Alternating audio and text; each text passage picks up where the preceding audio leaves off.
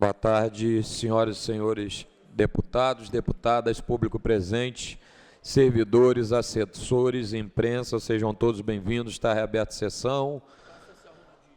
Fábio Silva, Luiz Paulo, Sara, Tiago, Célia Jordão, Chiquinho, Marcelo, Dino, Dionísio, Quinoploc, Mink. Estamos, Verônica Lima. Como é que tá, Dino? Tudo bem? Falei com ele para marcar uma horinha para a gente tomar um café com o Paulo. Tá? Porque hoje está conturbado. Pode.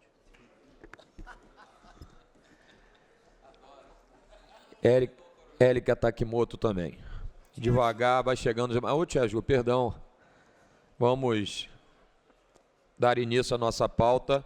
Lembrando, inicialmente, parabenizar hoje os 216 anos da Polícia Militar do Estado do Rio de Janeiro. Aqui saúdo a cada parlamentar policial militar do Estado do Rio de Janeiro, instituição essa mais que centenária, de merecida e honrosa missão que tem de proteger a sociedade fluminense, né? Eu costumo dizer que o nosso poder passa, né, Marcelo? Mas a instituição permanece, então viva a Polícia Militar do Estado do Rio de Janeiro, que com todos os percalços, todas as dificuldades do Estado, ao longo de muitos anos, muito nos orgulha e nos defende. Então não podia deixar de começar a sessão fazendo esse registro e parabenizando Vossa Excelência em especial, que faz parte dessa corporação. Então eu gostaria de abrir a sessão com essa homenagem singela à Polícia Militar do Estado do Rio de Janeiro, com a palavra deputado Marcelo Dino. Presidente, eu iria fazer exatamente isso, parabenizar a nossa Polícia Militar, que hoje fez uma operação sensacional, honrando na realidade os nossos bravos policiais militares do BOPE, que infelizmente, mais um sol que nasceu no céu do Brasil. Mas que na realidade, Chiquinho, hoje o BOPE honrou a nossa Polícia Militar, tirando de circulação esse criminoso, o TH, que realmente trazia horror a toda a população e a nossa polícia. Obrigado, senhor presidente. Obrigado, deputado Marcelo Dino. Deputado Quinoploc. Presidente, eu queria contribuir com as palavras do Marcelo Dino, mas em especial queria agradecer Vossa Excelência.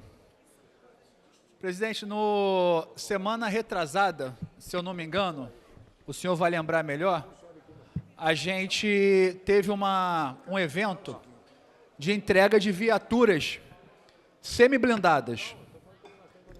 Essas viaturas semi-blindadas, não sei se o senhor se lembra, foi graças a um esforço, deputado Marcelo Dino, não sei se ele está presente aqui, as viaturas que a gente entregou semana retrasada foi graças a um esforço dessa casa e, em especial, do presidente Rodrigo Bacelar. E aí você vai me perguntar o seguinte, o que tem a ver com esse tema de agora? Hoje teve uma operação do BOPE que culminou com a morte do TH. Presidente, olha que importância teve o seu ato em liberar recursos dessa casa para o que aconteceu hoje.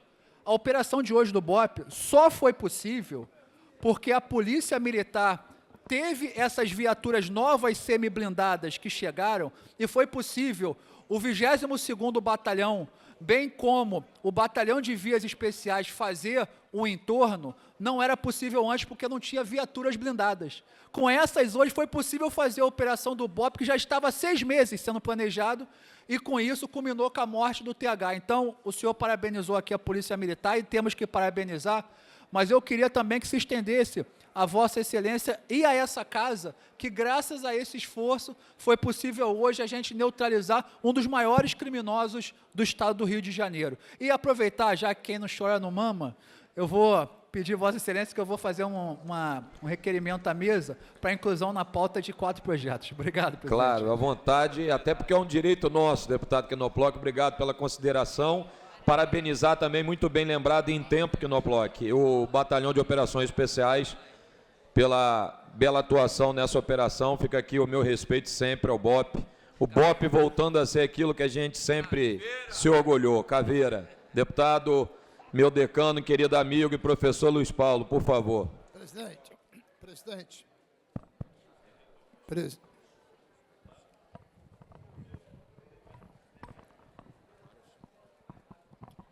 Presidente Bacelar, eu queria também saudar essa instituição que completa 216 anos, que é a nossa Polícia Militar, que nos últimos 90 dias tem mostrado um desempenho bastante satisfatório. Mas fico aqui a me lembrar, senhor presidente, imagine essa Polícia Militar, se o nosso playboy deixasse o senhor me ouvir, mas o playboy está falando sem parar, se a nossa Polícia Militar recebesse o contingente de soldados que guardam um aceno para se incorporarem. Só do concurso de 2014 são 800. 800. E eu sei que Vossa Excelência está profundamente empenhado em resolver esse problema.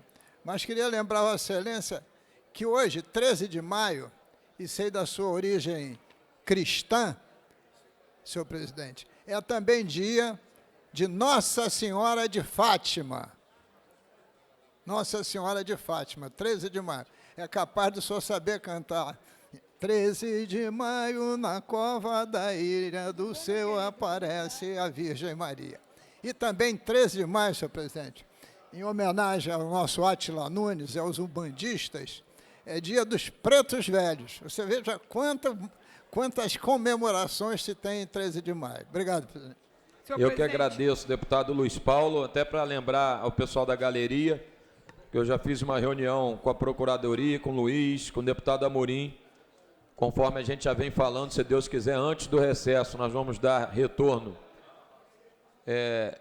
para todas as categorias que estão reivindicando aí suas situações, em especial para o efetivo da polícia, que amanhã será uma das pautas do nosso colégio de líderes. Aqui já fica devidamente a todos os líderes que foram contactados pela presidência, mas aqui expressamente também o nosso comunicado, amanhã, 13h30, colégio de líderes. Claro que todos os demais parlamentares que quiserem participar, a presidência está aberta com o maior prazer para recebê-los e para a gente deliberar grande parte das nossas pautas aí, para a gente avançar, para fazer esses 6 meses aí um Estado mais próximo para a gente pelos próximos anos. Deputado Tiaju, por favor.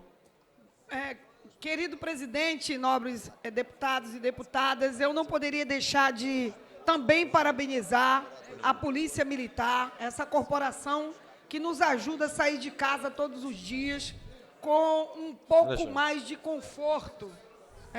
Completa 216 anos. Parabenizo com muita gratidão e peço a Deus que proteja esses valentes e valentes, mulheres e homens valentes que saem das suas casas todos os dias para garantir a segurança de todos os cidadãos do nosso estado do Rio de Janeiro e do Brasil como um todo. Então, parabéns ao Coronel Menezes, que tem feito um belíssimo trabalho aí à frente da polícia. Não posso deixar também de parabenizá-lo. Mas, presidente, queria trazer aqui um outro assunto rapidamente. Nós estamos no Maio Laranja, que é o mês que a gente trabalha mais intensamente na divulgação do combate e da exploração sexual de crianças e adolescentes, com o lema Faça Bonito, proteja as nossas crianças. E a gente vem trabalhando desde o meu primeiro mandato, trazendo à luz a este mês e ao ano inteiro no combate ao enfrentamento à violência e também a exploração e abuso sexual de crianças e adolescentes. No mapa da violência, senhor presidente, deste ano, o Atlas da Violência mostrou que o Estado do Rio de Janeiro está no ranking do Estado, da nossa União, da nossa federação, que mais mata crianças de 0 a 4 anos. Mais uma vez, o nosso lindo Estado do Rio de Janeiro entra no ranking negativo de que mais mata crianças de 0 a 4 anos. Só o ano de 2023, nós tivemos 24 bebês assassinados por diversas formas de violência. Arremessados em paredes, enforcados e tantas outras coisas mais. Então, a gente precisa realmente combater todos os tipos de violência contra criança e adolescente, e esse mês é arduamente incisivo que a gente lute, porque é uma luta de todos nós, senhor presidente. Saber que um bebezinho recém-nascido foi estuprado por aqueles que deveriam proteger, por aquele que deveria proteger, seja pai, seja avô, seja tio. Uma criança de 2 anos estuprada e tendo seu útero exposto, graças a Deus, chegou o socorro a tempo, conseguiu salvar, mas a sequela que deixa na vida dessa criança, nunca mais ela retornará a ter a vida normal que ela tem, que ela poderia ter. Então, nós temos que enfrentar a violência e o combate ao abuso e exploração sexual de crianças e adolescentes, e a polícia é fundamental nesse papel, que chega na hora da denúncia, que prende esse marginal, que quer cercear a infância que é tão rápida e é tão tenra para todos os seres humanos. Então, convido a todos nós, deputados e sociedade, do modo geral, a combater o abuso e a exploração sexual de crianças e adolescentes. Vamos fazer bonito. Pela ordem, presidente, rapidamente. Presidente, aproveitando esses momentos de saudações, eu queria deixar aqui o meu abraço, o meu carinho ao Instituto Superior de Educação, professor Aldo Mui Laerte, o ISEPAN, que está comemorando em Campos do Goytacazes, sua terra, presidente, 130 anos. E o ISEPAN, ele é muito interessante. Não é? Muita gente estudou. E ele é interessante que ele atende desde a pequena infância, tem também graduação, tem pós-graduação, né? E, assim, 2 pontos ali me sensibilizam muito, presidente. Um é o trabalho que eles fazem com a acessibilidade de crianças e jovens. Então, eles fazem um trabalho extremamente diferenciado, as crianças se sentem extremamente acolhidas, e isso é uma pauta, né, que muita gente sabe aqui, que eu levo isso muito a sério, também sou muito sensível a essa pauta do acolhimento de pessoas, jovens e crianças com deficiência. E o outro ponto também que me sensibilizou muito, nesses 130 anos, eles conseguiram, em 2022, criar um centro de memória da sua própria história, que se concretizou muito recentemente. Desde 2022, eles estão lutando por isso. Então, eu queria parabenizar, deixar um abraço aos professores, professoras, funcionários, estudantes, a todas as pessoas que fazem parte dessa história. Parabéns, ISEPAN, 130 anos de muita construção. Obrigada, presidente. Pela ordem, senhor presidente. Eu que agradeço, Élica. Parabéns pela lembrança, parabéns. Eu estudei, era IEPAN ainda, depois virou ISEPAN, mas tem um carinho imenso. Perto da minha casa, inclusive, perto da sede do sindicato, que eu tive o prazer de acompanhar meu pai desde criança. Então, foi uma escola que eu fui muito feliz. Estudei até a 4ª série, depois migrei para o liceu, onde fiz até o 2º grau. Então, as lembranças são as melhores possíveis. Sou um filho da escola pública com muito orgulho. E aqui, saúdo e pego carona na sua homenagem ao grande ISEPAN na nossa cidade, Campos dos Goytacazes. Deputado Chico, por favor. Senhor presidente, eu acabo de receber a triste notícia do falecimento do nosso querido amigo, lá da região serrana, lá da cidade de Cordeiro, nosso amigo Betinho Vacabrava, irmão do nosso ex-deputado, doutor Joaquim Vacabrava, que aqui na década de 90 foi deputado aqui, representando a região serrana hoje, o deputado Bruno Buareto, que é ex-prefeito de Macuco, também daquela região. Então, eu gostaria de deixar registrado aqui, senhor presidente, foi um grande amigo do meu pai, Vai Machado. Eram homens que desbravaram a pecuária aqui no nosso estado, e ele lá na região serrana vai deixar muita saudade, uma pessoa muito querida.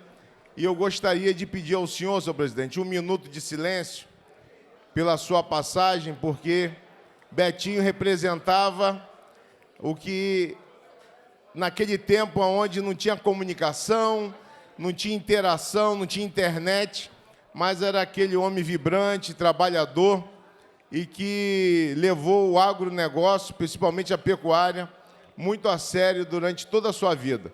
Fica aqui os meus pêsames ao doutor Joaquim, a todos os seus sobrinhos, sua filha Laura e os seus irmãos, pelo falecimento do nosso amigo Betinho Vaca Brava. Muito obrigado.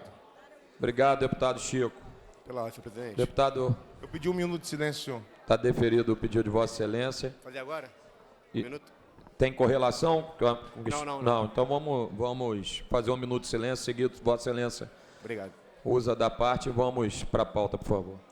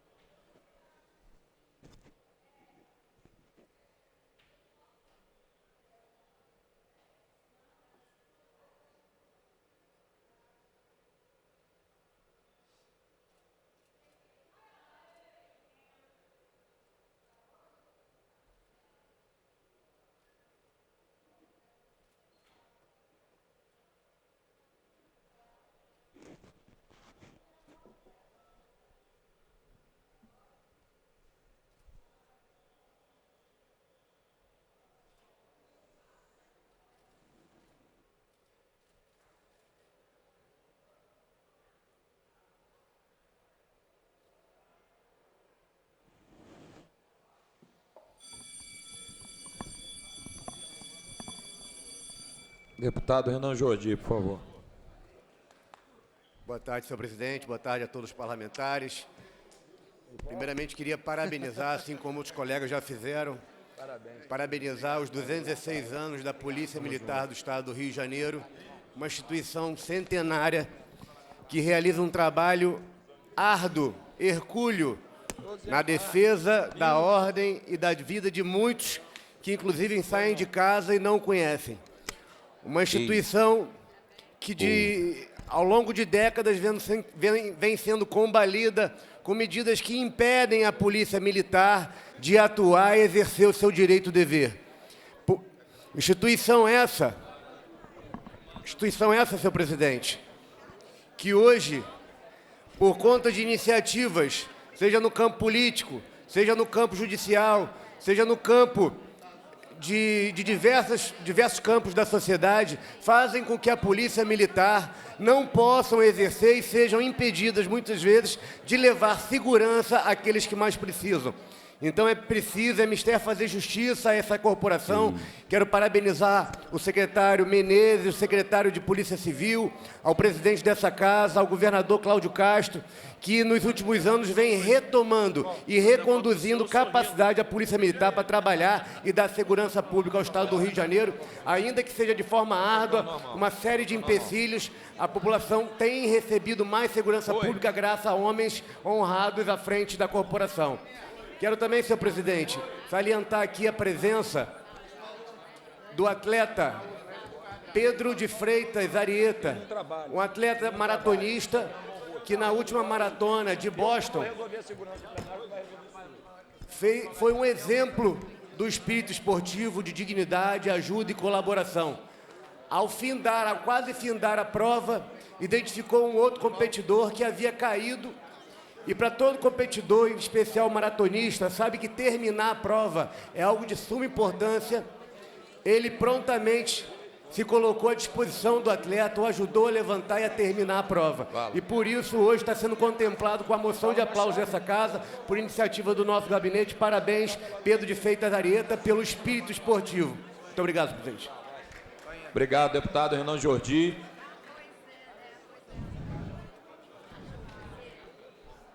Anuncio. Antes, gostaria de registrar a presença do vereador Luiz da Papelaria, vereador do município de Areal. Seja bem-vindo ao nosso parlamento. Em regime... Deputada Soraya Santos também. Seja bem-vinda. Muito bom vê-la aqui. Não te vi, perdão. A Monique me deu a cola. Muito feliz em recebê-la aqui, uma das melhores, sem falsa modéstia, uma das melhores parlamentares que a gente tem representando o Rio de Janeiro na Câmara Federal. Pela ordem, presidente. Deputado Thiago. Presidente, só anunciar também aqui o nosso quase conterrâneo, vereador presidente da Câmara de São Fidélis, vereador Rogerinho, que se faz aqui presente na casa. Obrigado, deputado Tiago Rangel. Anuncio, em regime de urgência, em discussão única, projeto de resolução número 1329/2025, de autoria do deputado Rosenberg Reis, que concede medalha Tiradentes, o respectivo diploma, ao excelentíssimo ministro dos Transportes, senhor José Renan Vasconcelos Calheiros Filho, pendendo de parecer da Comissão de Normas Internas e Proposições Externas. Para emitir parecer pela Comissão de Normas Internas, deputado presidente Rodrigo Amorim, por favor. Senhor presidente, parecer é favorável. Muito obrigado, deputado Amorim. Com parecer emitido, em discussão. Não havendo quem queira discutir, encerrada a discussão. Em votação, os senhores que aprovam permaneçam como estão. Aprovado, vai à promulgação. Gostaria de registrar a presença também do vereador de Itapiruna, Wendel Neves. Seja sempre muito bem-vindo à Assembleia Legislativa do Rio.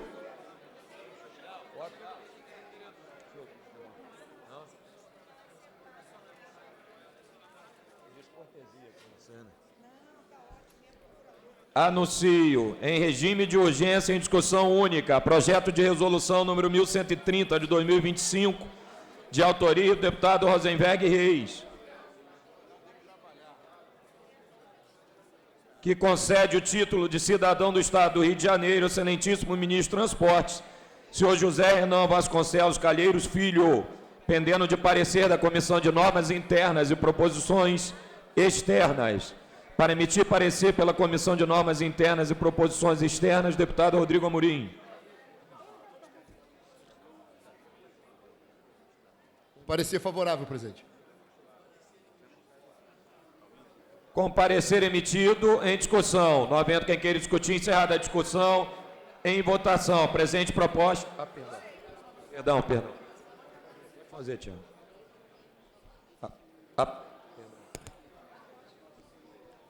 Aprovado, vai à promulgação. Pode fazer, pô.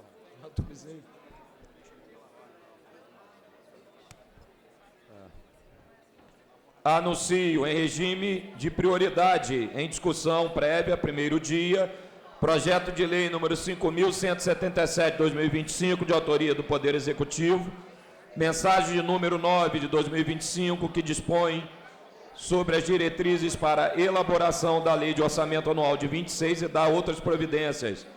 Parecer da Comissão de Orçamento, Finanças, Fiscalização Financeira e Controle favorável. Relatoria do deputado André Correia. Em discussão. Para discutir, presidente. Para discutir, deputado Luiz Paulo, por favor.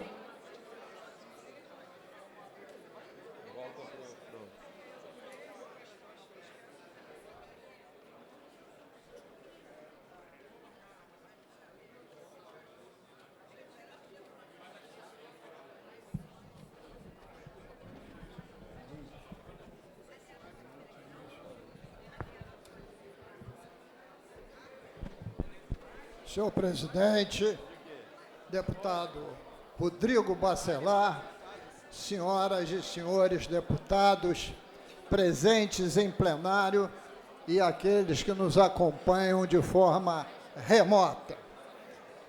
Hoje, nós vamos discutir, possivelmente, o projeto mais importante da pauta de hoje, que voltará amanhã para discussão no segundo dia, que é o projeto do Poder Executivo, que dispõe sobre as diretrizes para a elaboração da Lei do Orçamento Anual de 2026. Primeiro, senhor presidente, para que nós cheguemos a 2026, é necessário que nós façamos a adesão ao PROPAG, ao Programa de Pleno Pagamento das Dívidas dos Estados com a União. E se em 25 nós ainda não sucumbimos, é graças a uma liminar concedida pelo STF, no âmbito da ação civil originária número 3678 de 24, em que o Estado foi autorizado a pagar em 24 o serviço da dívida similar ao pago em 2023, na ordem de 4,9 bilhões de reais. Essa autorização do ministro Dias Toffoli tem vigência somente até junho do presente ano. E na ausência de novo pronunciamento do STF, o Estado do Rio de Janeiro deverá, no mínimo, voltar a satisfazer a despesa com juros e amortizações nos moldes do que está previsto no regime de recuperação fiscal. Quero lembrar que o orçamento de 2025 aponta um déficit de 14,6 bilhões de reais, sendo 1,6 para pagar o principal e o serviço da dívida. Não esquecendo que o Estado do Rio de Janeiro também recebeu uma multa na sua escalonamento de pagamento da dívida no regime de recuperação fiscal, de 30 pontos percentuais.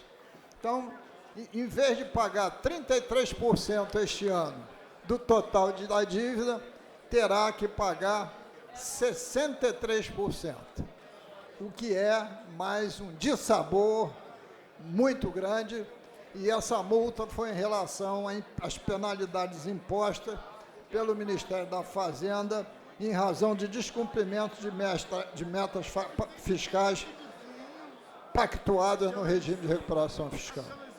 Mas essa penalidade está suspensa pelos efeitos da ACO 3678 de 24 que eu citei, mas que só vale até 30 de junho do presente ano.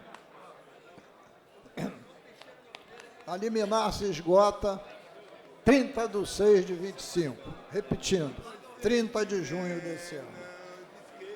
Então é essencial que o governo protocole sua adesão ao PROPAG, principalmente até esta data, para garantir as melhores condições para o pagamento do serviço da dívida ainda em 2025. E se a gente acha que sem PROPAG, para o futuro as coisas melhoram, não, piora muito. A previsão orçamentária para 2026, 27 e 28 são 3 rombos seguidos, isto é, as despesas são maiores que as receitas. Para 2026, o rombo está na ordem de 16 bilhões de reais. Para 27, 19 bilhões de reais. E 28, 21,5 bilhões de reais. Se a gente acha que sem PROPAG a gente avança, não. A gente afunda e não vai ter dinheiro para mais nada. De outro lado, nós temos diversos projetos na casa que podem promover aumento de receita. Vou citar algum deles. O PL 1547 de 23, que cobra IPVA sobre embarcações de passeio, de lazer e aviões executivos. Isso é capaz de botar nos cofres públicos 600 milhões de reais, 300 para o Estado e outros 300 para os municípios, onde os proprietários das embarcações ou aviões morarem. Existe o projeto de lei 4387-24, que mexe nas alíquotas que foram reduzidas de ICMS antes da mudança da alíquota base. Essas alíquotas reduzidas poderão sofrer acréscimo de 2 pontos percentuais, o que poderá vir a simbolizar mais 4 bilhões de reais para os cofres públicos. O terceiro projeto é um PLC 34 de 25, que pretende mexer na política de incentivos fiscais do Estado. Queria dizer, deputada Érica, que a previsão para 2026 de incentivos fiscais é de 24 bilhões e esse ano de 22 bilhões. Isso chama-se gasto tributário quando nós não temos dinheiro. Então, a proposta é que a gente está gastando 2,3% do PIB estadual em incentivo fiscal. É que nós cheguemos em 31/12/32, quando vai começar a reforma tributária, numa escadinha reduzindo essa alíquota de 2,3% do PIB para 1% do PIB. Isso é, saio de 24 bilhões e vou para 12 bilhões. Então, vou ter 12 bilhões de ganho em 7 anos, o que de cabeça vai dar aí 1,4 a 1,5 bilhão por ano. Temos ainda, senhoras e senhores deputados, o projeto de lei complementar 33 de 2020, que dispõe sobre a transação tributária nas hipóteses específicas, que é da deputada Célia Jordão, deputado Rosenberg Reis. Queria lembrar que o Estado de São Paulo, num projeto similar, conseguiu arrecadar 3,3 bilhões com a transação tributária. Ainda mais, temos o PL 1849 de 2020, que trata de definir o que é considerado devedor quanto mais. É aquele que sempre usa o ardil de recorrer à justiça para não pagar os seus emolumentos. Eu queria lembrar que a dívida ativa do Estado do Rio de Janeiro não para de crescer. Está na ordem de 160 bilhões de reais, enquanto por ano, em média, a gente tem arrecadado 600 milhões de reais. Então, senhor presidente, a gente tem que olhar essas questões com muita atenção e com muito cuidado. Mas queria fechar, senhor presidente, com o que a lei da partilha, deputado Carlos Mink, fez com o Estado do Rio de Janeiro. Vossa Excelência possivelmente era ministro à época.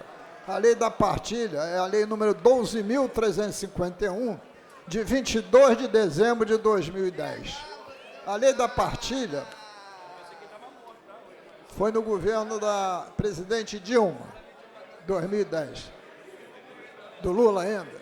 A lei da partilha retirou do Estado do Rio de Janeiro todos os recursos de participação especial das áreas de pré-sal que fossem exploradas após a promulgação da lei. Então, nossa participação especial, que investe em meio ambiente, em defesa civil, está desabando. O ano que vem vai chegar a apenas 7 bilhões de reais. Agora, esse número é impressionante, deputado Carlos Mink. Peguei o período de 2020 a 2029, que a partilha foi transformada em lucro-óleo. Com a transformação da partilha em lucro-óleo, a União, nesses 10 anos que eu levantei, 2020 e 2029, ela realiza, nesse período, 209 bilhões de reais. E o Estado do Rio de Janeiro perde 64 bilhões de reais. Se isso é pacto federativo, eu realmente desconheço que habite numa federação. Isso é usurpar recursos do Estado do Rio de Janeiro. E não são poucos. Se eu dividir mediamente 64 bilhões por 10, eu estou perdendo por ano 6,4 bilhões. E a União, através do lucro-óleo, está ganhando 21 bilhões. É absolutamente inacreditável. E discutir a LDO é também chamar a atenção para todos esses pontos. Muito obrigado, senhor presidente. Eu que agradeço, deputado Luiz Paulo, e conto com a colaboração de Vossa Excelência. Deputada Élica Takimoto, por favor.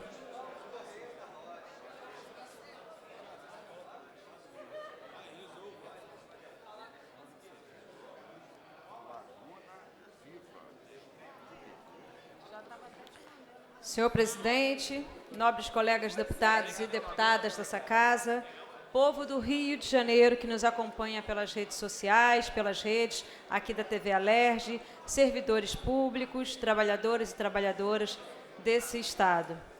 Hoje nós estamos aqui para discutir a Lei de Diretrizes Orçamentárias, a LDO, de 2026.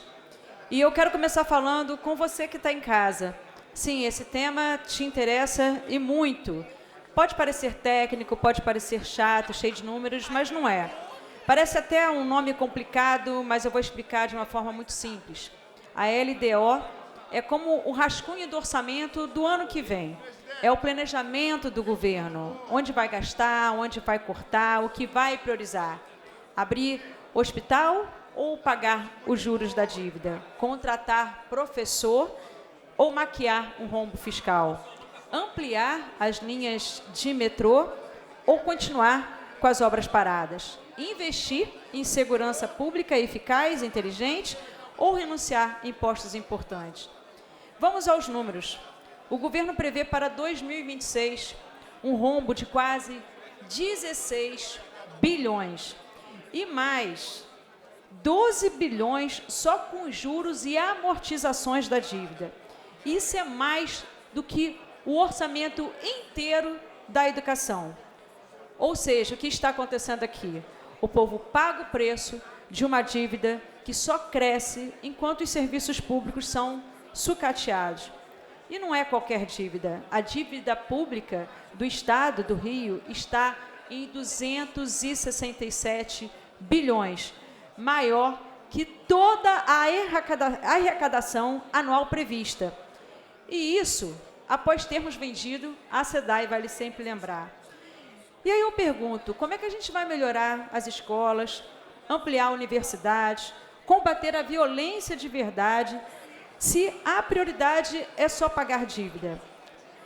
Vocês lembram da promessa, né? Disseram que com a venda da SEDAI, o Estado sairia da crise, venderam a SEDAI por mais de 20 bilhões. E o que aconteceu depois disso? Esse dinheiro sumiu no caixa do governo. E ainda fomos mais fundos nesse buraco. Não virou uma mudança real, a gente não viu mudança nenhuma na vida da população, muito pelo contrário, vimos uma piora, né? A gente cada vez mais convive com a falta d'água crônica.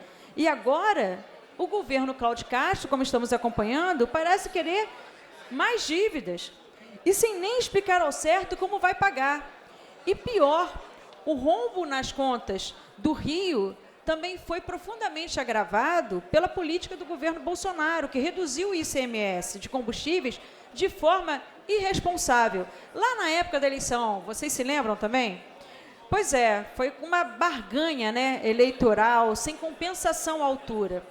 E o resultado disso? O Estado, como o Rio de Janeiro, a gente perdeu bilhões em arrecadação e a dívida aqui explodiu. Pasmem, conforme a justificativa do próprio governo Cláudio Castro, na mensagem da LDO, dessas leis de diretrizes orçamentárias que estamos discutindo aqui no plenário de 2026, o montante de perda de arrecadação do ICMS no Rio de Janeiro, por conta dessa manobra espúria do inelegível, soma 15 bilhões entre 2022 e 2023, além de também ter interferido nas contas de 2024, mesmo com o aumento da alíquota modal. Mas vamos voltar ao tema da SEDAI, porque tudo isso é um absurdo, né? E vale sempre a gente reforçar isso. Mais de 20 bilhões entraram nos cofres públicos com a privatização da nossa água, um ativo público preciosíssimo. E cadê o legado? Cadê a redução da dívida, minha gente? Foi um cheque robusto, sem planejamento algum, sem transparência, sem retorno concreto. Agora, a conta caríssima está chegando. Estão querendo mais dívida, mais renúncia fiscal, mais privatização e, assim, o enfraquecimento do Estado. E é o mesmo filme de terror de sempre. Cláudio Castro segue apostando no regime de recuperação fiscal que já congelou os salários e paralisou concursos públicos. Estamos há 8 anos, minha gente, sobre essa lógica e ela não funciona como nós estamos vendo. Só penaliza servidor, sucateia o serviço público, aumenta a desigualdade, não tem sequer luz sobre o debate de alternativas e vocação econômica do Estado do Rio de Janeiro. Elementos que contribuiriam na geração do emprego e renda, além de aquecer a economia e atrair novas indústrias de uma forma muito ordenada. E mais, a LDO de 2026 não leva a sério, a meu ver, pontos importantíssimos do PROPAG, o novo caminho apresentado pelo presidente Lula e aprovado pelo Congresso Nacional, que oferece uma alternativa real ao regime de recuperação fiscal. O PROPAG permite renegociar a dívida com a União, levando a sério, através de vetos, a lei de responsabilidade fiscal, o que parece não ter agradado o governador, que não é muito afeito a cumprir a Constituição, né? Além disso, o programa tem condições mais humanas, alongando o prazo da dívida para 30 anos, sem congelar salário, sem paralisar concurso, com proteção aos servidores públicos, com contrapartidas públicas voltadas à saúde, educação, infraestrutura, segurança e meio ambiente. Mas o que está fazendo Cláudio Castro? Simplesmente está entrando numa queda de braço, tentando barganhar uma espécie de anistia fiscal para sua falta de compromisso, responsabilidade e habilidade de governar o Estado do Rio de Janeiro. Quer que a União assuma parte das suas despesas, o que poderia causar um desequilíbrio nas contas do Brasil, mesmo não tendo feito o dever de casa em todos esses anos. O seu próprio aliado, o Zema, governador lá de Minas Gerais, assumiu ontem, segundo a CBN, que o PROPAG pode resolver definitivamente as dívidas dos estados e que o novo modelo de renegociação com juros bem menores é mais vantajoso que o atual regime de recuperação fiscal. O governo Lula está empenhado em apresentar um caminho com diálogo e responsabilidade. Mas Cláudio Castro, na contramão, prefere pedir carta branca para novos empréstimos, sem prestar conta, sem dizer como, onde e qual o impacto, mantendo o preço altíssimo, os mesmos privilégios para os mesmos de sempre. Se os vetos do presidente Lula, que visam o equilíbrio, caírem, o Rio de Janeiro corre risco de trocar um remédio amargo por um placebo. Continuamos apertados e ainda perderemos garantias sociais. Se os vetos forem mantidos e o Rio aderir ao PROPAG, ganhamos fôlego real para investir sem abrir mão dos direitos de quem mais precisa. E acham que acabou por aí? Tem mais. Infelizmente, renunciam a 24 bilhões em impostos por ano, quase metade da arrecadação potencial de ICMS, o principal imposto do Estado. É como se o governo deixasse de cobrar dos grandes para depois dizer que não tem dinheiro para pagar suas contas, garantir serviços públicos de qualidade e dar retorno para o povo trabalhador. Essas isenções são feitas sem critérios claros, como já apontou o Tribunal de Contas do Estado, ok? O regime de recuperação fiscal exige a revisão e redução das renúncias fiscais, mas até agora o governador Cláudio Castro, que fez parte da adesão ao regime de recuperação fiscal na segunda fase, se mostrou incompetente ao cumprir com os compromissos assumidos. Enquanto isso, os investimentos caem para apenas 2,4% do total do orçamento. É alarmante. Um Estado que não investe é um Estado que paralisa. E o Rio de Janeiro está paralisado. Esta casa, nobres colegas, precisa ficar atenta a exatamente isso. Fiscalização séria na concessão de benefícios fiscais e isenção fiscal, além da contrapartida que esses benefícios devem gerar. Caso contrário, minha gente, eu antecipo que é melhor a gente começar a apertar os cintos, porque a situação, tudo está indicando aqui, vai piorar e muito. E por falar em descumprimento da dívida, outro ponto importante me chamou a atenção na LDO. A intenção do governador em protelar os precatórios, dívidas que o Estado tem com as pessoas e empresas reconhecidas por decisão judicial. É lamentável. Quer pagar o mínimo agora, lesando mais gente, literalmente largando maior volume para as próximas gestões. Que futuro é esse, minha gente? E, além disso, ainda querem tirar dinheiro dos fundos sociais, abrindo possibilidade de uso político ineficaz das verbas logo em ano, né, de eleição. O povo não é bobo, governador. É o cúmulo desvincular recursos do Fundo de Combate à Pobreza, da Habitação e do Meio Ambiente, mesmo na época em que mais vimos deslizamentos, enchentes e tragédias climáticas no estado do Rio de Janeiro. Meus nobres colegas, diante da crise que vivemos e de tantos riscos apresentados aqui, a LDO deve estar muito atenta à situação fiscal, de acordo com a previsão citada no artigo 164-A da nossa Constituição Federal.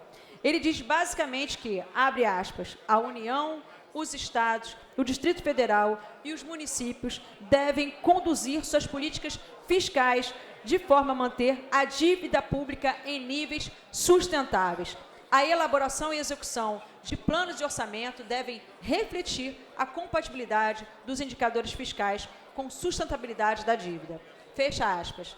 E finalizando, senhor presidente, essa LDO, como todos sabem aqui, não é neutra. Ela é uma escolha política e ela escolhe continuar penalizando o povo para proteger o privilégio de poucos. O que o nosso mandato está dizendo aqui, junto com a bancada do Partido dos Trabalhadores e das Trabalhadoras, é simples. A gente quer justiça fiscal, a gente quer uma política de não austeridades que está acontecendo. Por favor, deputado. Finalizando, presidente, que só aperta, né, as pessoas mais vulneráveis. A gente quer transparência, não cheque em branco. A gente quer investimentos sociais e alternativas reais para aquecer o mercado, não mais renúncias fiscais bilionárias. É importante que haja manutenção no equilíbrio entre os poderes que compõem o funcionamento do Estado do Rio de Janeiro, assegurando que essa Casa Legislativa tenha autonomia enquanto fiscalizadora do Executivo e que também a população tenha acesso à transparência. Nós estamos de olho bem aberto, Cláudio Castro. Obrigada, presidente. Muito obrigado, deputada Érica Takimoto. Próximo orador inscrito, deputada Renata Souza. Gostaria de registrar a presença dos vereadores Rafaelzinho e Pablo Lira, do município de Guapimirim. Estou aqui ao lado do meu amigo Júlio Manda-Chuva, do município, ao lado da nossa eterna deputada Marina, prefeita, e do vereador do município de Areal, Filipinho Barros, que o deputado Vinícius Cosolino já gritou, esse é meu. Eu falei, então, já fiquem todos os deputados cientes que esse é do Cosolino. Deputada Renata Souza, por favor. Senhor presidente, senhoras deputadas, senhores deputados, a matéria aqui em questão fala sobre a Lei de Diretrizes Orçamentárias para o ano de 2026 e essa peça orçamentária é o que prepara a elaboração da Lei Orçamentária do ano anual, a LOA, né, de 2026. E é importante fazer e trazer alguns elementos para a nossa reflexão e análise sobre a LDO de 2026 e abordados, inclusive, na última audiência pública da Comissão de Orçamento dessa Casa. Mais uma vez, os números apontam que o quadro fiscal do Estado do Rio de Janeiro é preocupante. Estamos à beira de um abismo fiscal no Estado do Rio de Janeiro. A previsão para os próximos 3 anos é de déficit crescente no orçamento, ou seja, teremos uma arrecadação menor que a despesa, será de 16 bilhões em 2026, 19 bilhões em 2027 e 27 bilhões em 2028. Esse aumento do déficit tem nome e sobrenome, regime de recuperação fiscal. É isso mesmo.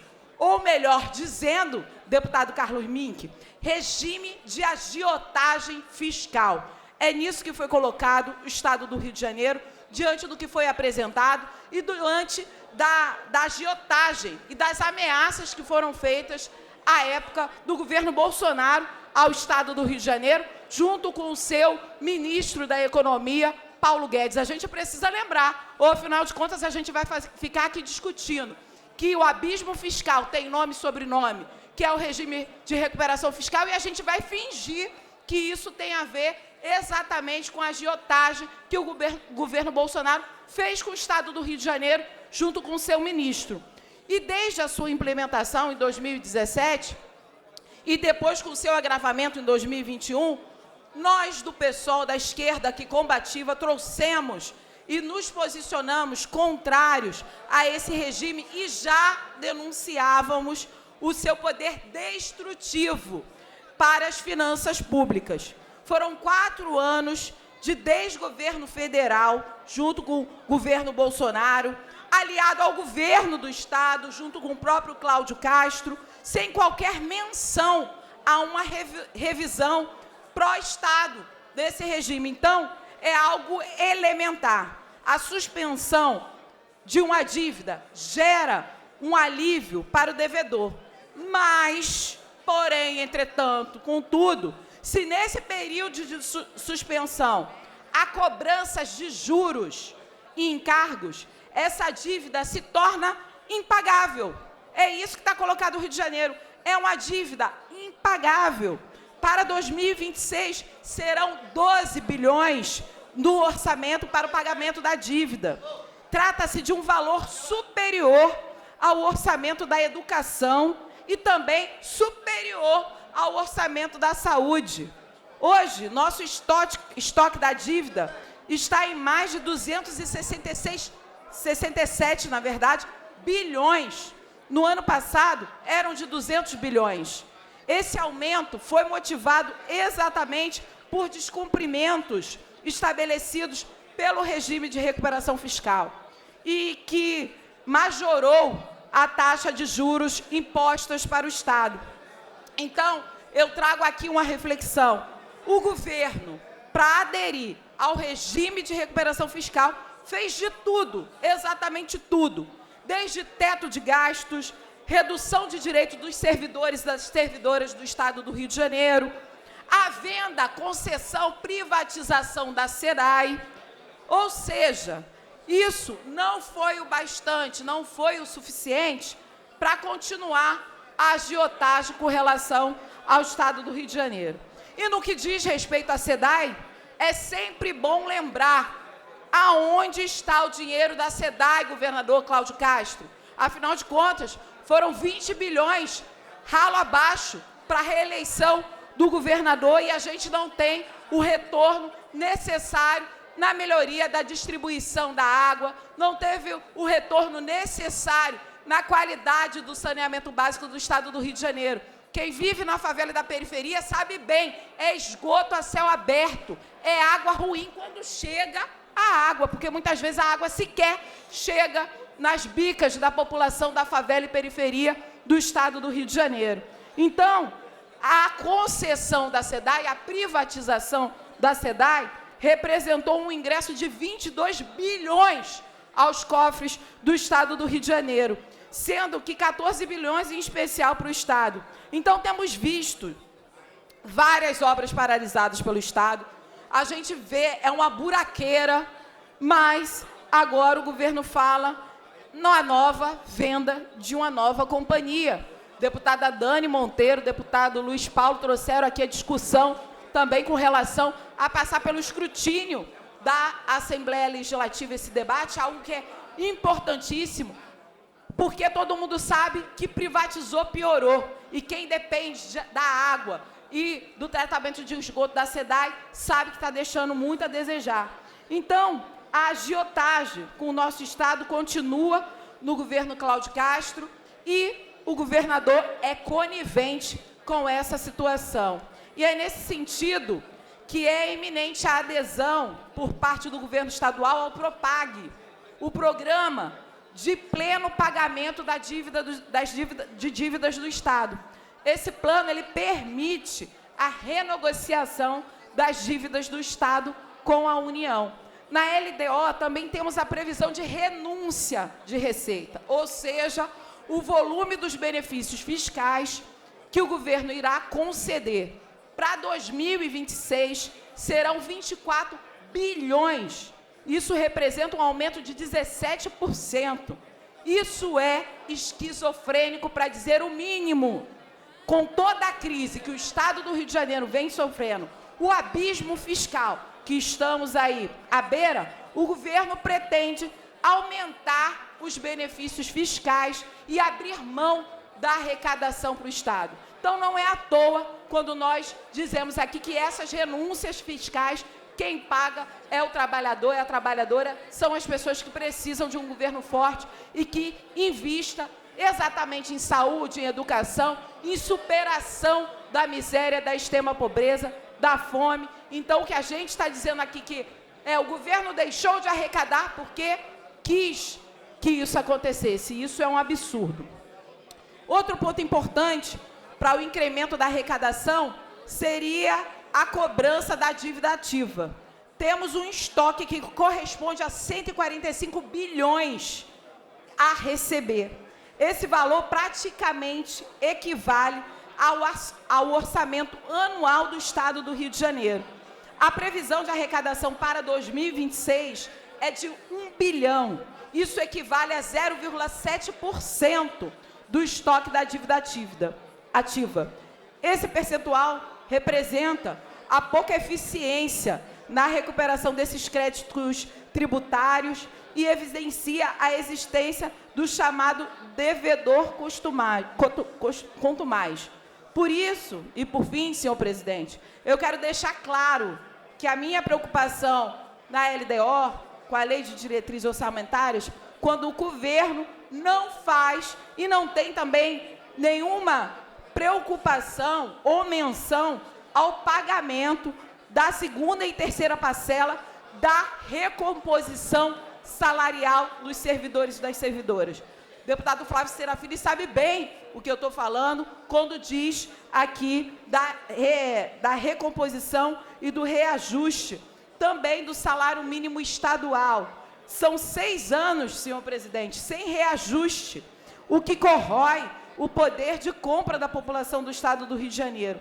E as únicas mensagens do governo que chegam aqui a essa casa para a gente discutir são exatamente de benefícios fiscais e de ausências do governador por viagem. Porque o governador está viajando o mundo inteiro, mas ele esquece que ele governa o Estado do Rio de Janeiro e precisa trabalhar para que a gente supere essa lógica absurda que estamos tendo no orçamento do Estado e na questão de fiscal.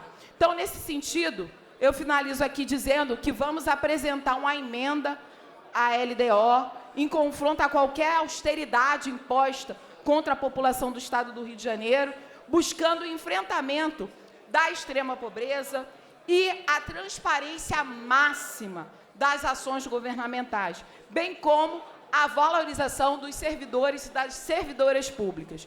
Senhor presidente, já trouxemos aqui todo o aparato de discussão que envolve a LDO, mas eu tenho certeza, senhor presidente, que o que estamos debatendo aqui é o futuro do Estado do Rio de Janeiro. O que estamos debatendo aqui é se a população do Rio de Janeiro vai ter acesso à saúde, à educação de qualidade, vai ter acesso a um programa de superação da miséria e da extrema pobreza. O que estamos discutindo aqui para concluir, é sobre... por favor, deputado. Pois não, senhor presidente. O que estamos discutindo aqui é exatamente sobre como a população do Estado do Rio de Janeiro vai viver dignamente diante de um abismo fiscal ao qual o governador Cláudio Castro tem culpa e tem nome e sobrenome diante desse regime de recuperação fiscal, que, na verdade, nada mais é do que um regime de agiotagem fiscal. Muito obrigada, senhor presidente. Eu que agradeço, deputada Renata Souza. Não havendo mais quem queira discutir, encerrada a discussão. Não encerrada não, perdão. Retorna amanhã para segundo dia de discussão prévia, perdão. Anuncio, tramitação ordinária em segunda discussão, redação do vencido assim emendada. Projeto de lei número 2767-A de 2023, de autoria do deputado Giovanni Ratinho, que altera a lei estadual número 7.447 de 13 de outubro de 16, que dispõe sobre a fixação de cartazes explicativos e de treinamento sobre a manobra de renes e tapotagem em creches públicas e particulares no Estado do Rio de Janeiro. Em discussão, não havendo quem queira discutir, encerrada a discussão. Em votação, emenda de redação. Os senhores que aprovam permaneçam como estão. Aprovado. Em votação, a redação do vencido assim emendada. Senhores que aprovam, permaneçam como estão. Aprovado, vai autógrafo. Anuncio, em segunda discussão e dação do vencido, projeto de lei número 4.138-A de 2024, de autoria dos deputados Arthur Monteiro e Índia Armelau, que institui a política estadual de conscientização sobre a importância das atividades físicas para a saúde neurológica, mental e cardiovascular no âmbito do Estado do Rio de Janeiro. Em discussão, não havendo quem queira discutir, encerrada a discussão. Em votação, senhores que aprovam, permaneçam como estão. Aprovado, vai autógrafo. Anuncio, em primeira discussão, projeto de lei número 2003 de 2023, de autoria do deputado André Correia, que declara patrimônio cultural e material do Estado do Rio de Janeiro a festa de Nossa Senhora da Glória, no município de Valência, Rio de Janeiro, realizada em 15 de agosto, e dá outras providências. Pareceres das comissões de Constituição e Justiça pela juridicidade com emendas, de Cultura favorável com as emendas da CCJ, de Assuntos Municipais e Desenvolvimento Regional favorável também com as emendas da CCJ, relatoria dos deputados Fred Pacheco, Chico Machado e Chico Machado. Pela ordem, presidente. Por favor. Eu até já conversei com o presidente da CCJ, deputado Rodrigo Amorim. O deputado Jari mostra que ele tem um projeto idêntico anterior, que é o 1963 de 2023, que declara a festa de Nossa Senhora da Glória, padroeira de Valença, como patrimônio cultural. Então, solicito a Vossa Excelência que retire e remeta à CCJ. Deputado, o parecer é para ser dado agora. O meu parecer no sentido da anexação, se Vossa Excelência quiser que... Não, então melhor. É que eu achei que já tinha dado parecer. Tem parecer não, Amorim.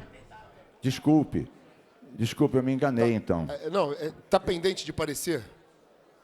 Porque, de fato, assiste razão o deputado Jari e o deputado Mick hoje conversaram que, de fato, o projeto de lei 1963 de 23, de autoria do deputado Jari de Oliveira, ele é anterior, na verdade é um projeto de 23, é anterior e exatamente o mesmo projeto.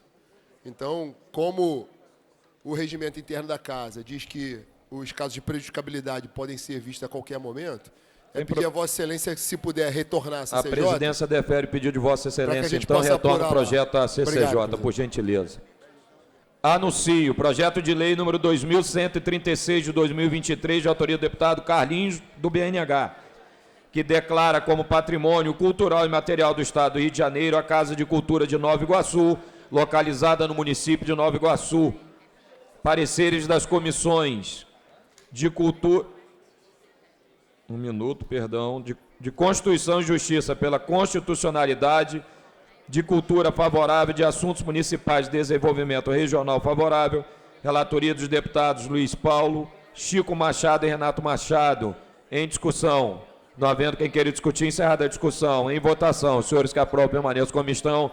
Aprovado em primeira e retorna em segunda. Presidente, questão deputado de ordem. Amorim.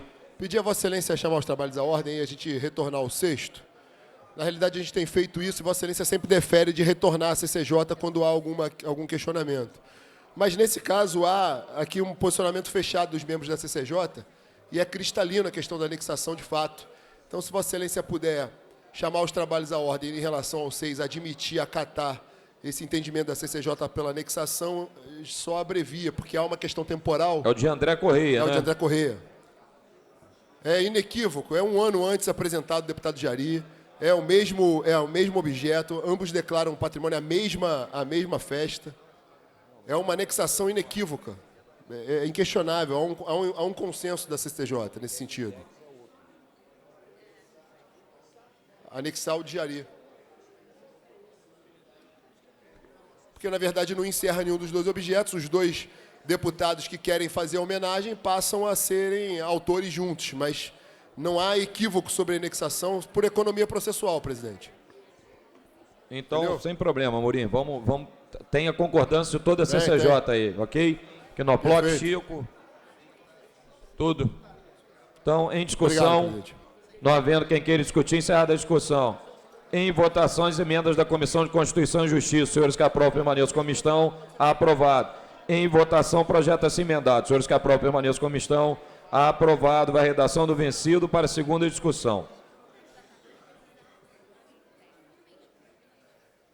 Anuncio em discussão única projeto de resolução número 1139/2024, de autoria do deputado Fred Pacheco, que concede o diploma Russell Philip Shed ao pastor Levi Rodrigues de Melo. Parecer da Comissão de Normas Internas e Proposições Externas favorável, relatoria do deputado Rodrigo Amorim. Em discussão, não havendo quem queira discutir, encerrada a discussão. Em votação, os senhores que aprovam, permaneçam como estão. Aprovado, vai à promulgação. Anuncio projeto de resolução 1236 de 2025, de autoria do deputado Rodrigo Bacelar, que concede a medalha Tiradentes, o respectivo diploma, ao excelentíssimo presidente da Câmara dos Deputados, deputado federal Hugo Mota Vanderlei da Nóbrega. Parecer da Comissão de Normas Internas e Proposições Externas favorável, relatoria do deputado Rodrigo Amorim. Em discussão, não havendo quem queira discutir, encerrada a discussão. Em votação, os senhores que aprovam, permaneçam como estão. Aprovado, vai à promulgação. Anuncio indicação legislativa número 387 de 24, de autoria do deputado Brazão. Solicita ao excelentíssimo senhor governador, senhor Cláudio Castro, o envio de mensagem dispondo sobre a regulamentação da instalação de cozinha comunitária no bairro Colônia, na Taquara, no estado do Rio de Janeiro. Parecer da Comissão de Normas de Indicações Legislativas. Parecer da Comissão de Indicações Legislativas pela transformação em indicação simples, relatoria do deputado Felipe Soares. Em discussão, não havendo quem queira discutir, encerrada a discussão. Em votação, parecer da Comissão de Indicações Legislativas. Os senhores que aprovam, permaneçam como estão. Aprovado, retorna o autor para elaboração da indicação simples. Anuncio indicação legislativa número 397 de 24, de autoria da deputada Érica Takimoto, que solicita ao excelentíssimo governador do estado do Rio de Janeiro o envio de mensagem dispondo sobre a criação da política estadual de tecnologia assistiva TA, no âmbito do estado do Rio de Janeiro e da outras providências. Parecer da Comissão de Indicações Legislativas favorável, relatoria da deputada Dani Monteiro. Em discussão, não havendo quem queira discutir, encerrada a discussão. Em votação, os senhores que aprovam, permaneçam como estão. Aprovado, vai à publicação.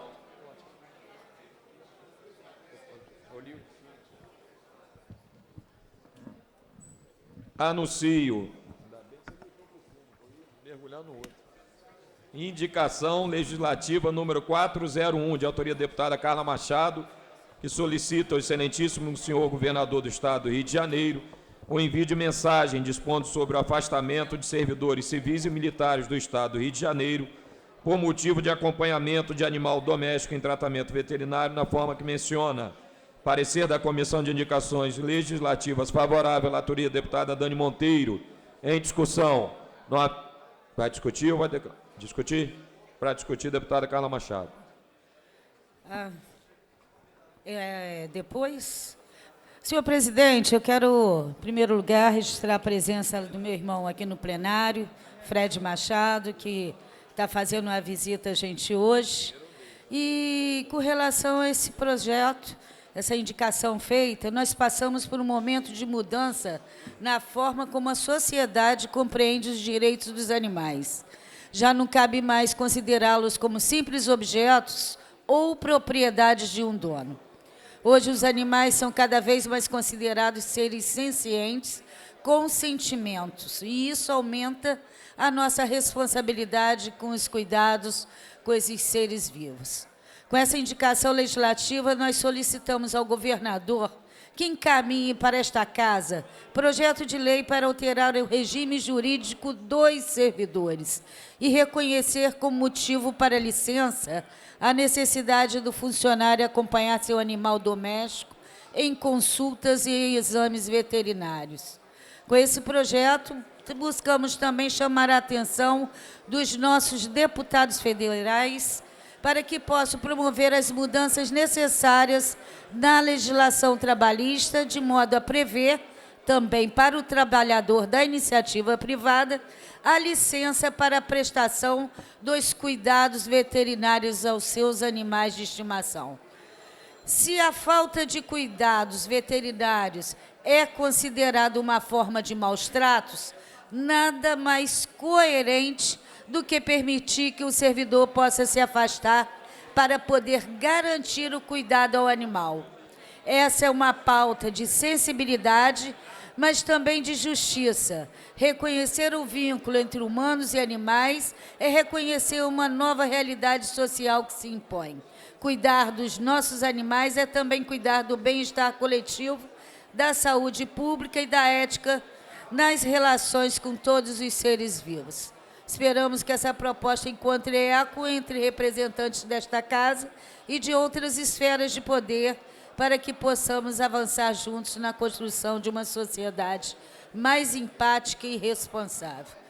Gostaria também, senhor presidente, aproveitando aqui a homenagem feita pela nossa querida companheira Élica Takimoto, também nos solidarizar com os 130 anos do ISEPAM, Instituto de Educação Professor Aldo Mulhart, inclusive que tem ligação direta familiar, já que minha mãe é Mulhart, então ele era tio, avô da minha mãe, e também uma escola que eu estudei, meus irmãos também estudaram, e principalmente minha mãe trabalhou lá até se aposentar. E, para finalizar e mudando um pouco, eu tenho um requerimento, senhor presidente, com pedido de inclusão na ordem do dia do projeto de resolução 945/2024, que dispõe sobre o acompanhamento dos fundos estaduais pela Comissão de Assuntos da Criança, do Adolescente e do Idoso. Nós estamos vendo aqui essa discussão da LDO, e a gente vê o estado de falência que está no Estado, né? E ontem, né, nós vimos aí a publicação, né, feita pelo IPEA sobre os casos de violações praticadas contra crianças e adolescentes. Então, dentre diversos indicadores muito preocupantes, alguns nos chamaram muita atenção. Uma das observações mais estarrecedoras do relatório é de que crianças com deficiências mentais ou intelectuais têm quase 5 vezes mais o risco do que outras crianças que sofrem e sofreram uma violência sexual.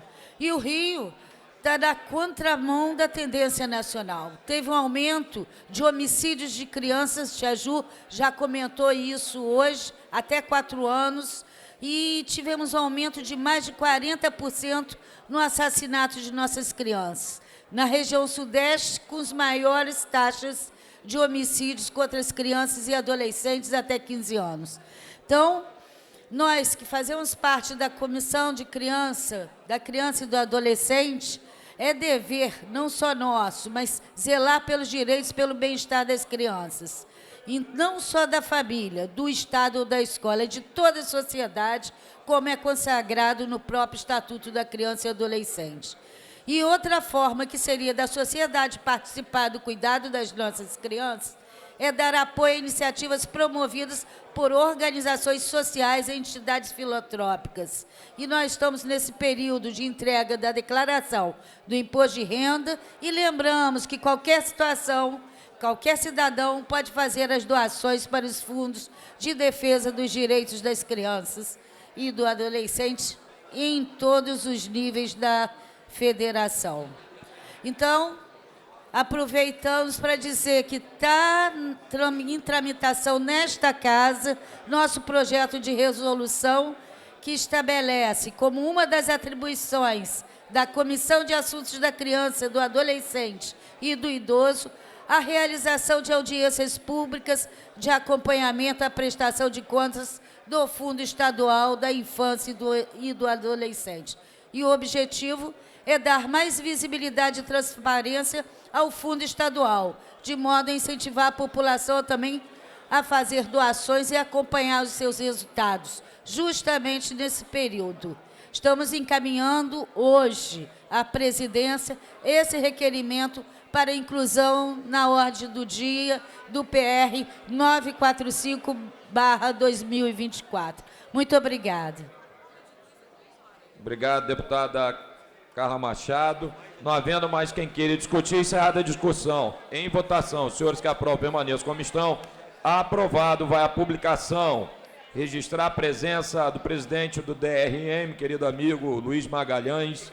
Seja bem-vindo à Assembleia Legislativa.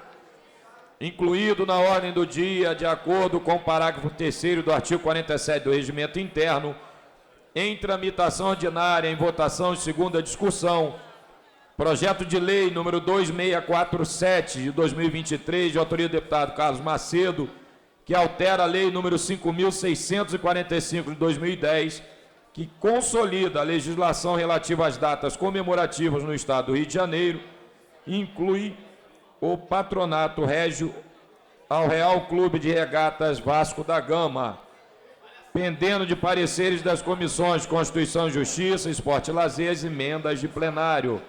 Para emitir parecer pela Comissão de Constituição e Justiça, nosso flamenguista Rodrigo Amorim. Pois é, presidente, na ausência de um vascaíno, deputado Luiz Paulo, flamenguista como eu, mas parecer é favorável às emendas... Mas como a CCJ é isenta, plural, né, Luiz? Nós e vamos levar para o coração.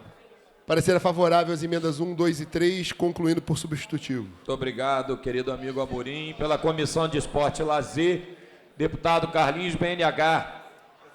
Deputada Índia Armelau. Deputado Alan Lopes. Deputado Chico Machado, por favor. Microfone aí do seu lado mesmo. Deve ter aí. Abri já. Senhor presidente, acompanho o parecer da CCJ. Muito obrigado, deputado Chico Machado. Com os pareceres emitidos, em votação, parecer da Comissão de Constituição e Justiça. Com o substitutivo. Os senhores que aprovam permaneçam como estão. Aprovado. Vai a redação final.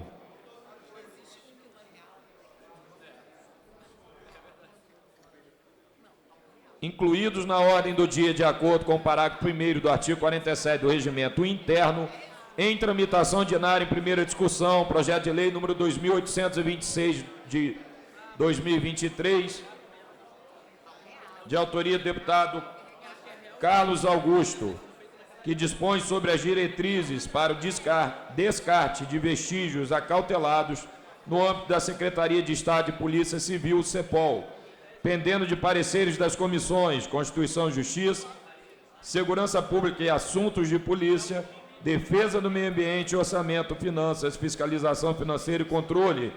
Para emitir parecer pela CCJ, deputado Rodrigo Amorim.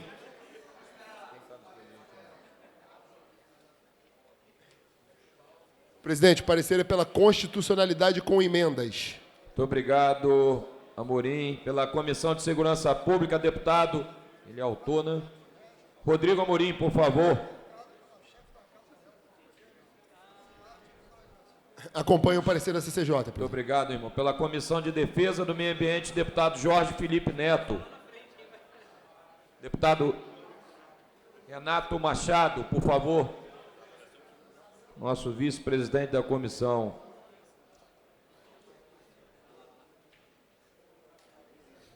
Acompanho o parecer do CCJ, presidente. Muito obrigado, Renato. Pela Comissão de Orçamento, deputado Alexandre Quinoploc, por favor.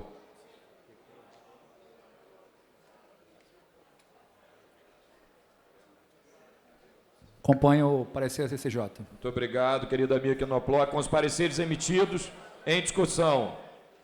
Não havendo quem queira discutir, encerrada a discussão, a presente proposta recebeu 3 emendas e retorna às comissões técnicas. O último da pauta foi retirado a pedido da própria autora. Nada mais havendo a tratar na ordem do dia, passa-se ao expediente final. Primeiro orador inscrito, o deputado Elton Cristo, por favor. Esse aqui é Luiz. Deputado Luiz Paulo, por gentileza. A presidência convida a deputada Célia Jordão, por gentileza, se puder assumir os trabalhos da mesa diretora, pois após Luiz Paulo só há mais um orador inscrito, que é a deputada Renata Souza.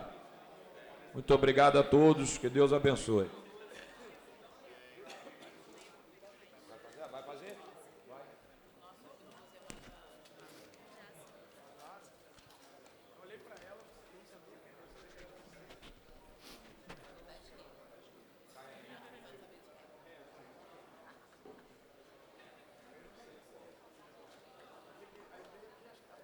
senhora presidente, deputada Célia Jordão, senhoras e senhores deputados que ainda resistem em plenário, senhoras e senhores telespectadores da TV Alerj e senhora intérprete da língua de Libras, que leva a nossa voz aos deficientes auditivos.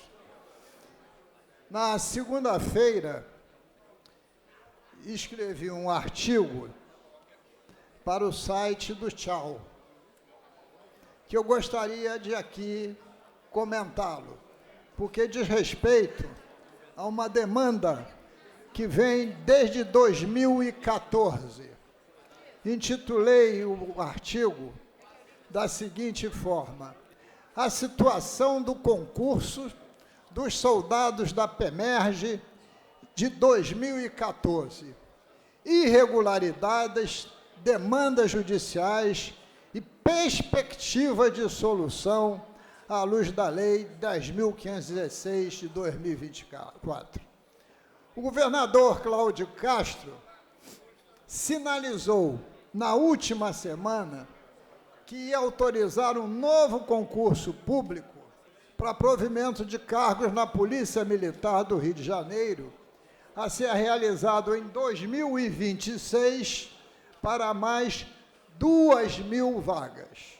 Ora, não há dúvida sobre a necessidade de reforçarmos o policiamento em nosso Estado e sobre o enorme déficit existente nos quadros da nossa briosa PM. Todavia, senhora deputada Célia, é insensato falar em novo concurso diante de tantos imbróglios envolvendo os últimos certames para a mesma corporação e ainda pendentes de uma solução. O plenário dessa casa vê todos os dias isso. Neste artigo, vou me limitar, por uma questão de espaço e de tempo, a falar sobre o concurso para os soldados da PM, realizado em 2014. Neste concurso, foram ofertadas 6.000 vagas, para um total de inscritos que chegou a 105.458 candidatos. Ainda em 2014, foram iniciadas as convocações, tendo sido realizadas chamadas adicionais em 2020 e 2021. No entanto, ainda hoje, o certame segue sendo objeto de disputas judiciais e políticas, devido às irregularidades identificadas em algumas questões da prova de História. O que aconteceu? Candidatos eliminados por não atingirem a pontuação mínima em História alegaram que 3 questões da prova apresentavam falhas, com múltiplas respostas corretas ou conteúdo fora do edital. Laudos periciais confirmaram a existência desses problemas. Uma ação civil pública foi protocolada em 2015, pleiteando a anulação das questões e a reclassificação dos candidatos prejudicados. Em agosto de 2024, estivemos no Superior Tribunal de Justiça, eu e deputada Marta Rocha e o nosso querido procurador da Casa. E o Superior Tribunal de Justiça reconheceu o direito dos candidatos de questionarem judicialmente, a validade das questões, determinando o retorno do processo ao Tribunal de Justiça do Rio para uma nova análise do mérito.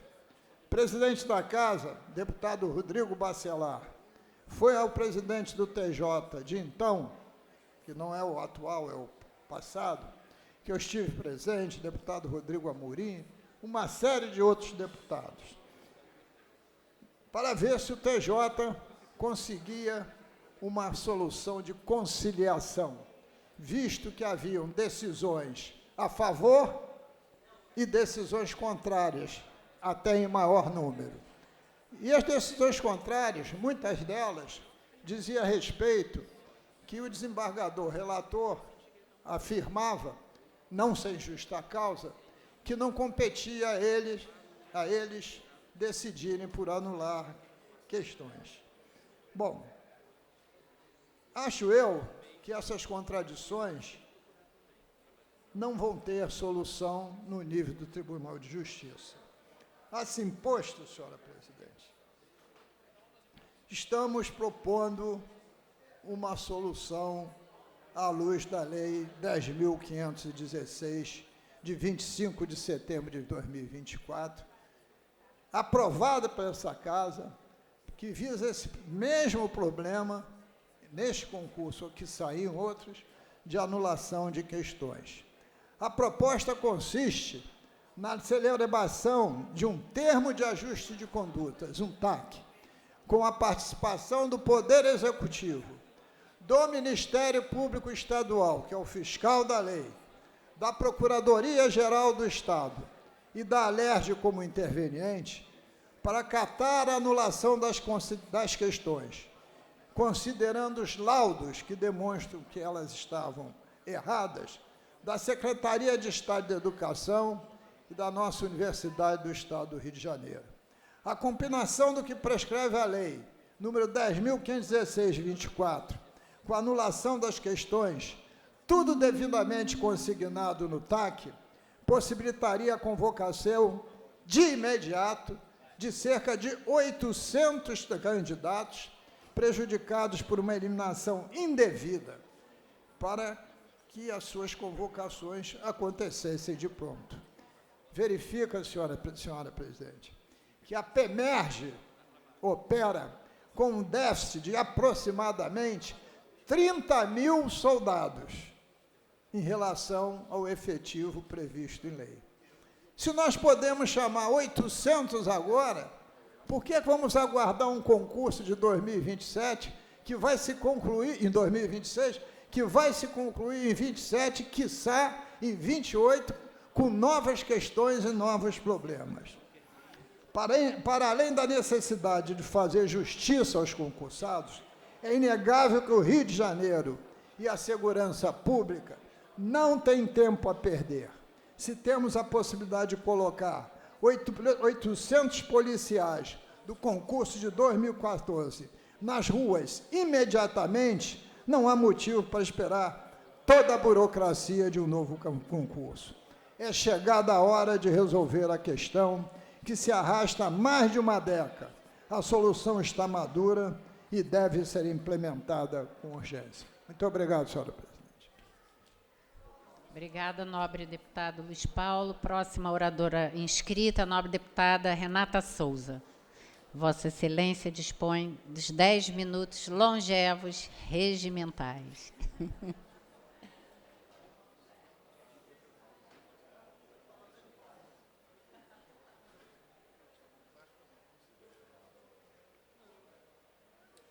Senhora presidenta, senhoras deputadas, senhores deputados, super importante o dia de hoje, 13 de maio de 2025, que são exatamente 137 anos após a falsa abolição da escravatura que estuprou, violentou e desumanizou o povo negro, vindo escravizado dos territórios e dos países de África.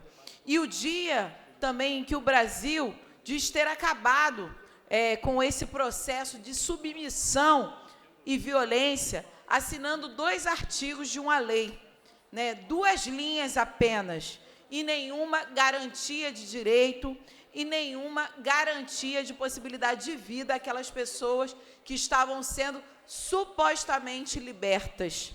São 137 anos de milhares de pessoas negras que foram largadas à própria sorte, sem terra, sem casa, sem emprego, expulsas dos centros urbanos, empurradas para as margens da cidade e para as margens de uma sociedade de direitos.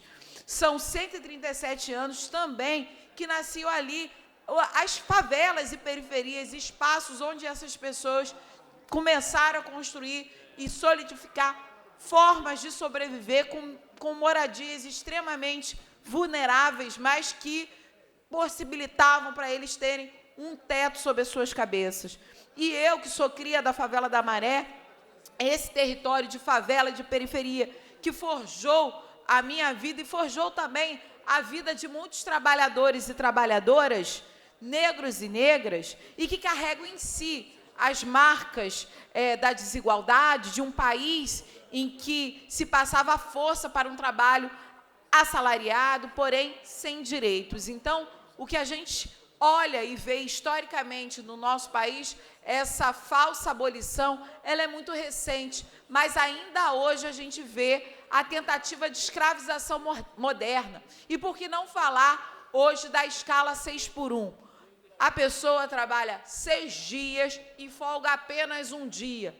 Essa mulher negra de favela e periferia, que tem muitas vezes a sua responsabilidade, o cuidado da sua família, tanto é que o IBGE coloca que o maior número de mulheres hoje sustentam as suas famílias, a gente tem uma escala 6x1 que persegue e que amplia para tempos modernos essa escravização, porque um dia da semana não é o suficiente para você estudar, para você ter condições de cuidar da sua família e ajudar a cuidar da família dos seus filhos. São mulheres que não estão vendo seus filhos crescerem diante do que é uma escala de trabalho exaustiva, que impede que essa mulher ou esse homem, que na sua maioria são negros e pobres também da favela e da periferia, que tem a sua ancestralidade africana, que hoje tem uma escala 6x1 absurda, que impede que essa pessoa seja vista na sua dignidade humana.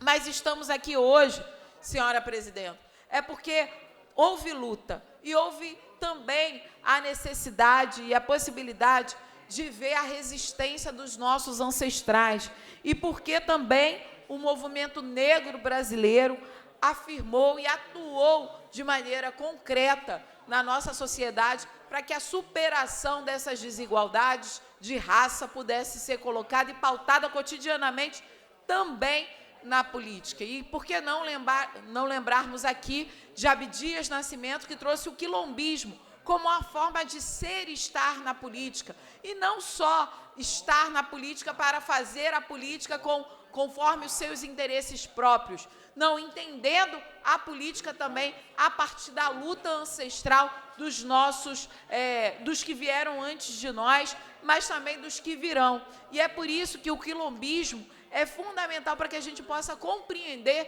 a nossa chegada aqui dentro do parlamento, de uma mulher preta da favela, que construiu também a luta a partir das contradições que se tem nas desigualdades sociais, nas desigualdades daqueles e daquelas que não são vistos na sua integridade humana. Então, o quilombismo traz também para a gente o compromisso ético, estético e político com a nossa ancestralidade africana. E por isso, Abdias Nascimento, que tem aqui até um prêmio que rememora e constrói, valoriza Abdias Nascimento na sua construção teórica, seja no Teatro Experimental do Negro, que trouxe grandes atores negros para a cena da televisão, do cinema, do teatro, da música, enfim, trazendo também essa perspectiva ética, estética, mas também política, no aquilombamento daqueles e daquelas que têm consciência da sua ancestralidade.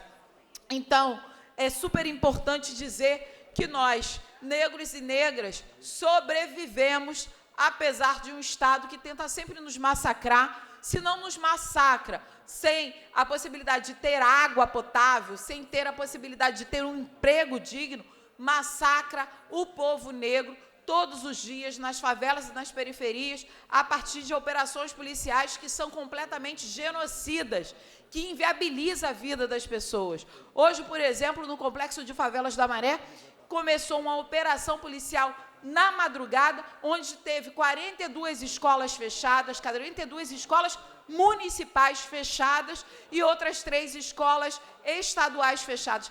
Aonde foram parar essas crianças que passaram o dia, a madrugada, né, parte da madrugada, e o dia de hoje, enfrentando uma operação policial sem precedentes, uma operação policial que, de novo, traz prejuízos concretamente para quem vive essa realidade.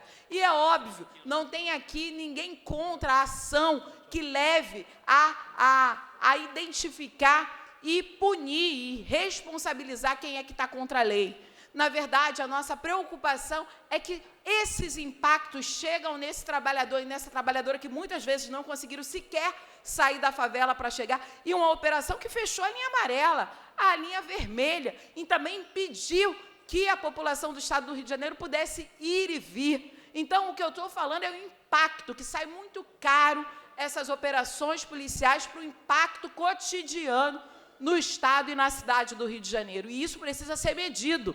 E não pode ser medido com espetáculos na televisão de operações de sucesso que matou não sei quantos. Não dá para sucesso ser medido com o número de corpos deixados no chão. O sucesso de qualquer ação policial, ele tem que ser medido pela sua inteligência, pela possibilidade de não deixar a população no meio do tiroteio, como ficou a população na cidade do Rio de Janeiro, em mais uma operação policial no dia de hoje.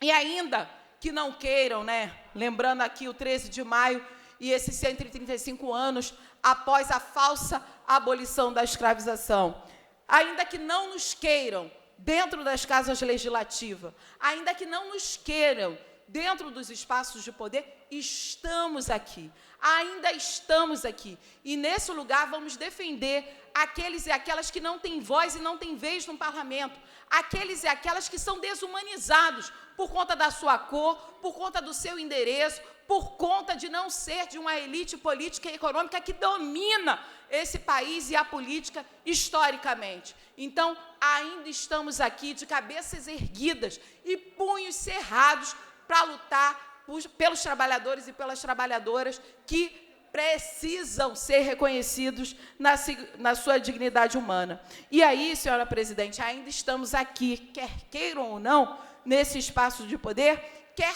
nos aceite ou não, mas não vamos deixar de existir sem ser nessa lógica de açoitamento, de ameaça, de barbárie que o corpo negro, o corpo pobre sofre cotidianamente. Seguiremos ocupando todos os espaços, seja dentro do parlamento, seja dentro da universidade, seja dentro dos espaços de excelências de ciência e tecnologia, construindo a possibilidade de negros e negras serem reconhecidos enquanto humanos que somos. E é por isso, senhora presidente, como diz Nina Simone, liberdade é não ter medo. E nós seguiremos sem medo e sempre na luta pelo nosso povo preto, pelo nosso povo pobre. Muito obrigada, senhora presidenta. Senhora presidenta, questão de ordem, se me permite 1 minuto. Pois não. Acabou de falecer o ex-presidente do Uruguai, Pepe Mujica, aos 89 anos de idade. Muito importante que esse parlamento demonstre solidariedade latino-americana. Se a senhora assim deferisse, gostaria de pedir 1 minuto de silêncio. Pois não. 1 minuto de silêncio, por gentileza, em atenção à solicitação Muito do obrigado, deputado presidenta. Yuri.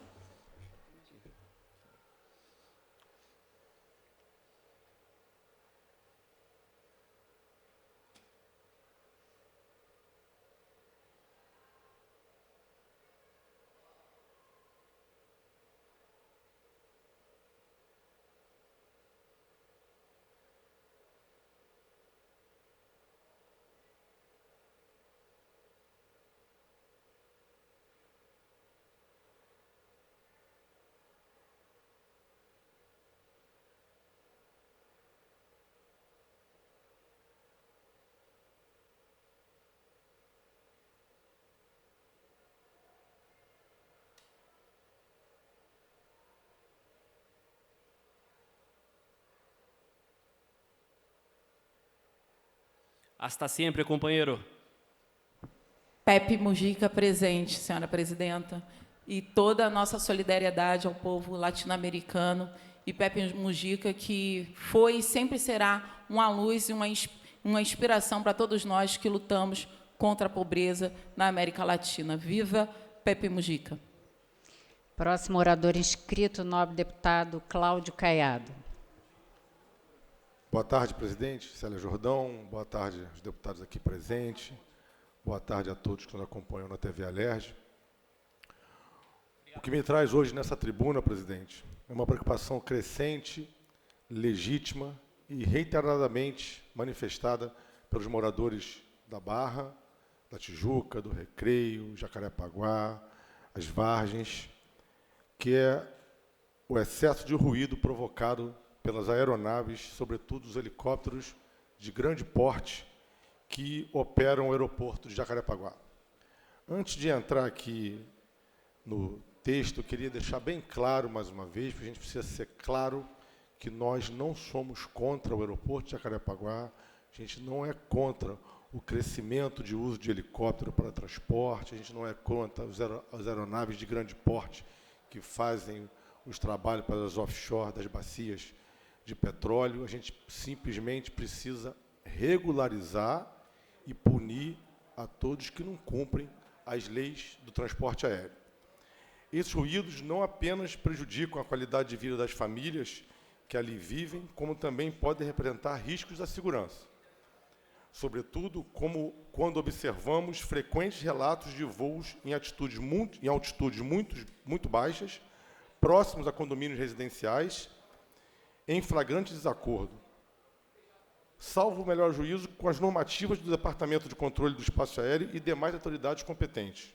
Não se trata de uma questão nova. Essa pauta vem sendo acompanhada há tempos pelo meu irmão, vereador Carlos Caiado, que já liderou, no âmbito municipal, diversas reuniões, audiências públicas, com autoridades e operadoras dos aeroportuários. Reuniões com a presença de representantes da Câmara Comunitária da Barra, dos condomínios Atlântico Sul, Mandala, Novo Leblon, Riviera, Rosas e do Alfa Barra. Também com autoridades como o brigadeiro Eduardo Miguel, marcaram o início de uma mobilização legítima da sociedade civil. Dessa mobilização nasceu uma petição encaminhada à ANAC, assinada por representantes políticos, comunitários, solicitando medidas concretas como a restrição de horários e voos, a redução do volume diário de operações, o veto à ampliação da pista e a instalação de instrumento de monitoramento de rotas e ruídos. É importante frisar que não somos contra, mais uma vez repetindo, o aeroporto de Jacarepaguá. Pelo contrário, reconhecemos sua importância estratégica para a cidade e para as atividades offshore nas bacias de Campos e Santos. Mas isso não pode se dar em detrimento à paz e à saúde dos moradores daquela região. Por isso, na última sexta-feira, estivemos no aeroporto de Jacarepaguá, junto com o vereador Caiado, deputado federal Hugo Leal, e com os representantes do Pax Aeroportos, nova gestora do aeroporto de Jacarepaguá. Também estiveram os representantes da ANAC e do DCA, além de associações de moradores e representantes da Câmara Comunitária da Barra. Reconhecemos que a nova administração herdou uma estrutura precária da Infraero, sobretudo no que diz respeito à fiscalização e controle de ruído. A Política Nacional do Meio Ambiente, em seu artigo 3º da Lei nº 6.938, de 1981, é clara ao afirmar que o controle da poluição sonora é obrigação do poder público e das entidades envolvidas. A continuidade dessas inconformidades pode ensejar, inclusive, medidas judiciais e administrativas cabíveis. Por isso, discutimos, primeiro, a fiscalização rigorosa das rotas e altitudes. Segundo, centros de monitoramento na região para acompanhamento em tempo real. Terceiro, canal de denúncias eficiente e transparência de todos esses dados. E quarto, as multas e restrições para quem descumprir essas regras. Portanto, mais uma vez, deixo aqui registrado o agradecimento ao diálogo que tivemos na última sexta-feira, que possamos juntos encontrar soluções que conciliem o pleno funcionamento do aeroporto de Jacarepaguá e a dignidade e o direito ao silêncio das comunidades vizinhas. E, mais uma vez, deixando registrado que somos completamente a favor do aeroporto de Jacarepaguá, desde que as rotas dos voos sejam cumpridas. E, caso não sejam cumpridas, as punições aconteçam de forma severa. Obrigado, presidente. Boa tarde. Uma boa tarde. Não havendo mais orador inscrito, a presidência encerra a presente sessão. Uma boa tarde a todos e a todas.